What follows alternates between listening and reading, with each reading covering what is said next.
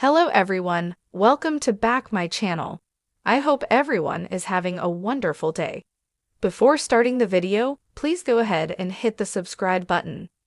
At Adam's place, he and Chelsea get an encouraging update from Connor's doctors. Adam takes back what he said about the place. It feels like it's actually oak to hope.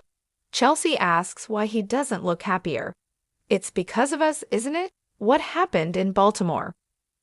Adam goes over how it was a one-time thing, and they're as committed to Billy and Sally as ever. Chelsea warns that after her meeting with Sally they spoke, and the nicer she was the more guilty she felt. I almost told her. Adam reminds her they never need to know. Chelsea says it's easier said than done to forget about it, but she'll try. Adam confides that Victor has proposed that he step in and helm Newman Media. Chelsea says this is a terrible idea and urges him to turn his father down. Adam groans. Chelsea knows the division was his baby, and the idea is appealing. Adam says it is, but his dad is working the angles. He wants to boost another company's chances over another. He can't get into the details, but he's playing a game and gunning for someone he cares about. Adam does like the idea of autonomy. Chelsea asks if he's really oak with Victor going after a friend of his. Nick finds Victoria at Society, and they discuss Katie and Johnny getting along with Claire. Victoria admits that Katie was rude and dramatic at first, but Claire worked her magic.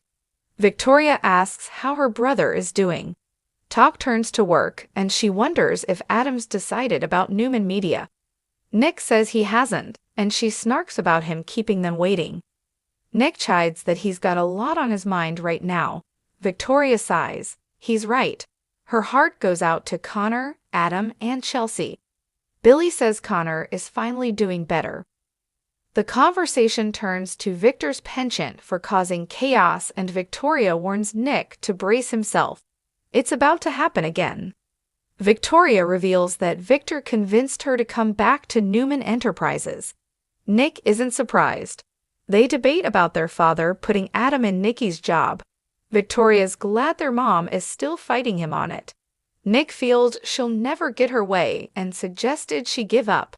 Fighting Dad is stress she doesn't need right now. He thinks he persuaded her to step back and focus on her charities and grandkids.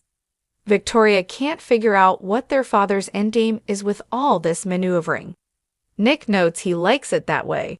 Victoria worries if Nikki backs down, the door is wide open for Adam. At the club, Audra reads a positive press release about her, Kyle, and Glissade. Nate tells her last night was incredible. I'm talking about watching the sunset with you.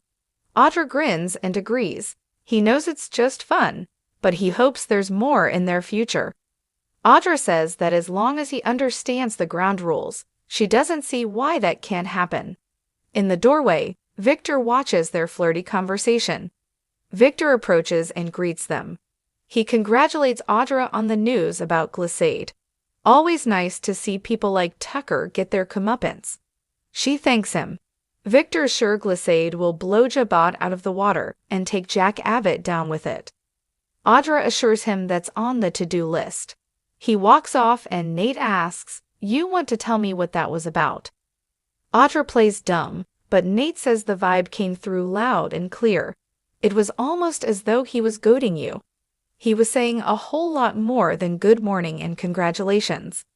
Audra thinks he's looking for trouble where there is none. Nate muses that Victor would love to see Jack's Jabot crushed. What better way than to fund the competition?